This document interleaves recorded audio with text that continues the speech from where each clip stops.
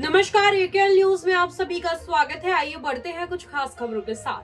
बेरोजगार युवाओं को सरकारी नौकरी दिलाने के नाम पर लाखों रुपए की धोखाधड़ी करने वाले आरोपी को पुलिस ने गिरफ्तार किया है।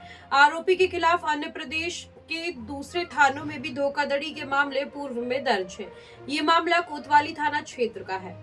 जानकारी के अनुसार आरोपी युवक ने शहर के 4 लोगों से नौकरी लगाने के नाम पर 11,39,00,000 रुपए ठग लिया। आरोपी अपने आप को मंत्रालय नवापारा रायपुर का अधिकारी होना बताकर सभी को स्वास्थ्य विभाग में सहायक मार्शल के पद और बस्तर फाइटर में नौकरी लगाने का झांसा दिया, जिसके बाद आरोपी ने 3 प्रार्थियों से 10,19,000 रुपए फोन पे के माध्यम से लिया है। वहीं युवती आशा लता कुरे को रेगुलर नर्सिंग का नौकरी लगवाने को लेकर 75,000 रुपए फोन पे और नकदी रकम 45,000 रुपए, कुल 1,20,000 रुपए लिया। चारों के पैसे लेने के बाद भी आरोपी कमल सोनवानी ने नौकरी नहीं लगवाया। नौकरी नहीं लगवाने पर जब प्रतीकों ने उससे पैसे मांगा तो उसने पैसे नहीं दिया, जिसके बाद थाने में आरोपी के खिलाफ धोखाधड़ी की रिपोर्ट दर्ज कराई, जिसके बाद मामले में कार्यवाही करते हुए पुलिस ने आरोपी को गिरफ्तार किया और जेल भेज दिया।